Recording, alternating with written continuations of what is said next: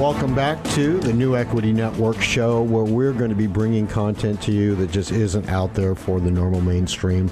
We're working with entrepreneurs, both the funding and the investing side, and guys that really are creating commerce.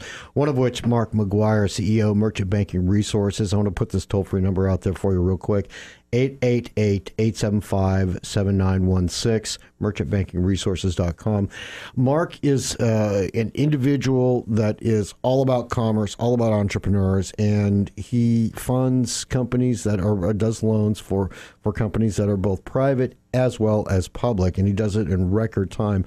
Mark, if we could, through the history of your business, I want to get some, for instances, some case examples of companies that you funded that were difficult, but it worked out.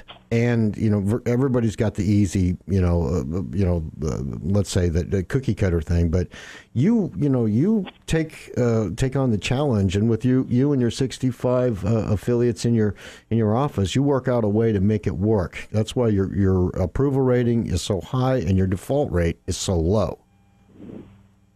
That's right, and I appreciate the kind words, Michael. The one example that just sticks out, frankly, is one of our very first clients. It's an HVAC company, heating, ventilation, air conditioning. They're up in the Northwest. They're actually doing business in 3 states in the Northwest, and they had a partner who had left.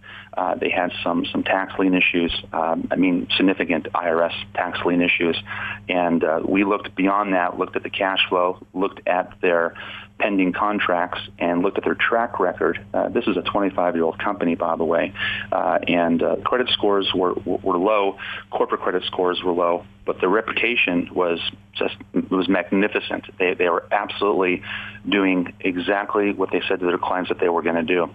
We started them slowly. They wanted a lot more money than we gave them initially 5.5, 6 years ago. We gave them $75,000, and that money was purposed for a single use, which was to finish a job they had under contract. They paid that money back in 6 weeks, every penny of it. It was just like exactly what they said they're going to do. We then lent them double the amount of money, $150,000, and another 8 to 10 weeks had passed. They used that money also to secure and finalize jobs under contract.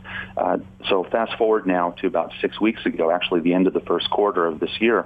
It was mid-March or so. They gave me a phone call. As a matter of fact, they didn't even call me anymore. They sent me a text message. Hey, Mark, this is your buddy. Please, we need $1.25 million by the first week of April. And I replied back by text message, you know what we need, and they know what we need, which is the last 6 months of credit card statements, the last 6 months of their business bank statements, and of course, an overview, the one-page overview of their contracts they had in hand. We approved them 3 days later for $1,250,000. So in less than 65 months, they went from $75,000 all the way up to $1.25 million, and that's what we're lending them almost every quarter, almost like clockwork. And they have now a second location. They have since settled all their debt. Their credit scores are just they're tremendous. They're close to 800. They're a debt-free company. And I'm not saying we did everything to get them there, but we were certainly a helping hand. And it makes me very proud to know that that's the kind of company that we helped get to the next level. Mark, in looking at the relationships you had and also talking to you in the past and the different phone calls we had, you seem to take a longitudinal approach to your relationship with your lenders. Is it your goal to build a long-term relationship and be their lender of choice? Ed, fantastic question. I'm going to tell you something. You and I, and certainly Michael, and most people listening to this conversation have read a lot of business books. And, the one book that has stood out to me has one statement. It's Stephen Covey's book, 7 Highly Effective Habits of Highly Effective People. And habit number 1 is begin with the end in mind. So you're absolutely correct. If I'm talking to Dr. Smith, who's a dentist, he has one location, I'm going to ask him the very important question. Dr. Smith, 3 years from now, where do you want to be? And he'll say, I want 3 locations, I want this much staff, I want this much in revenues. And then we'll help him create a business model, a business plan, and a plan of action to reach those goals on that initial conversation. We'll take his application, we'll fund him for what we can fund him for. And you're right, Ed, we will want to be his go-to for his financing for the rest of his business career. There's nothing better than a happy client. We have an 84.4% renewal rate. Also, I'm very proud of that. We work very hard to get to that point. As I said before, we don't even get phone calls anymore. Our past clients, our repeat clients, our renewal clients are sending us emails or text messages, and I have a whole box, and I mean a box, an actual, 18-inch cardboard box full of handwritten thank you cards, and we have that in our conference room. And you want to get motivated, you want to have a bad day as a salesperson, go to the conference room, use that and make some phone calls to return your clients' phone calls, and look at the thank you notes we have, not just for me, but for most of our sales staff. It makes you feel just wonderful to know that we're helping that business, helping their families, helping their employees' families, in other words, the entire economy. And it's a lot of work, but it's really enjoyable to do. Based on what you just said, it looks like you're investing in communities across the United States by assisting them with the capital they need. From what you've seen so far, would you say that you play an integral role in the lending process throughout the economy in general, where you may have other lending institutions that may not necessarily be interested in participating? The answer to that is yes, Ed. Certainly, we are not a Fortune 500 company yet. Our aspiration is to get to that point. As I mentioned before, we're a debt-free company. We're growing organically. We're not taking on partners. But I can tell you this, is that the answer is yes. We've lent money in North Dakota. We've lent money in Los Angeles. We've lent money in New York, Chicago, Houston, Miami, and everything in between. And I can tell you, as I said at the beginning of our conversations this morning, almost all of our clients are coming off of a denial from their local bank, regardless if they're a doctor with an 800 FICO score and they have a banking relationship with ABC local regional bank for 15 years.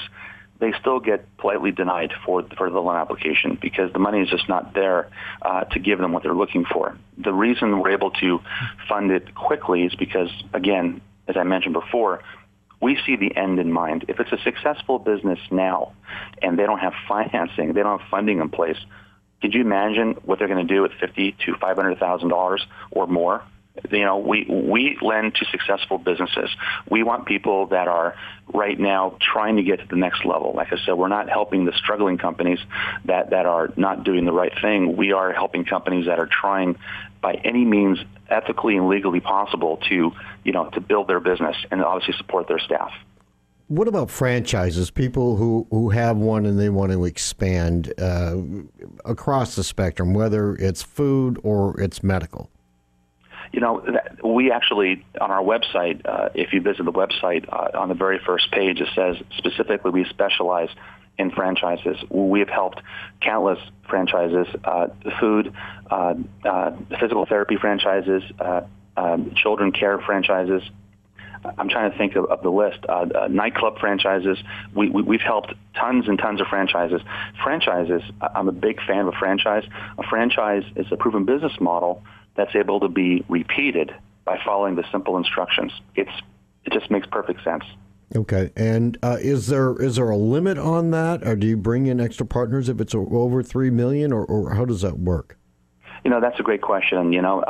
I'm looking, and I don't want to be cheating on you, I'm looking at an email right now from one of our funding partners. So not equitable partners, but funding partners. Equitable partners, it's my wife and I. We own the company. We have no debt. It's beautiful. We worked very hard for that. As far as funding partners, we have 44 funding partners. We are working with them, as I did in the wholesale mortgage division, that we're a correspondent. We lend our money along with their money, but we use their institutional money because, quite frankly, they have access to billions of dollars. The largest deal we've ever done was $30 million, and it was for a medical institution. It was actually for a hospital. They've had 3 locations.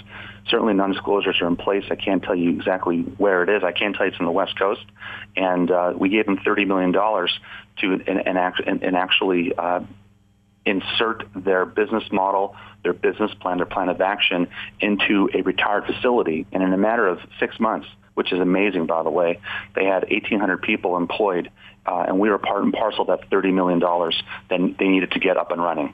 Wow. That's an amazing story. I'd love to have you on the show because this is the kind of thing we really need, because you create jobs, you create hope, and you help people succeed.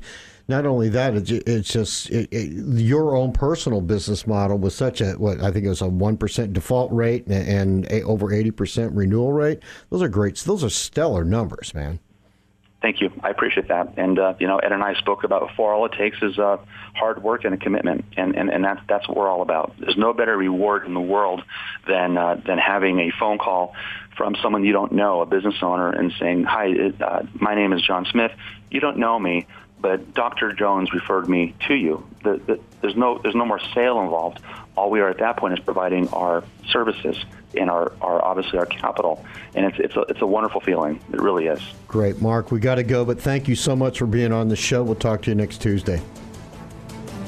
All right, Mark McGuire, CEO, Merchant Banking Resources, 888-875-7916. Up next, Erin Height. She is the CEO of CEO IR Bootcamp. We got something special for those people who need a little extra work. We'll be right back.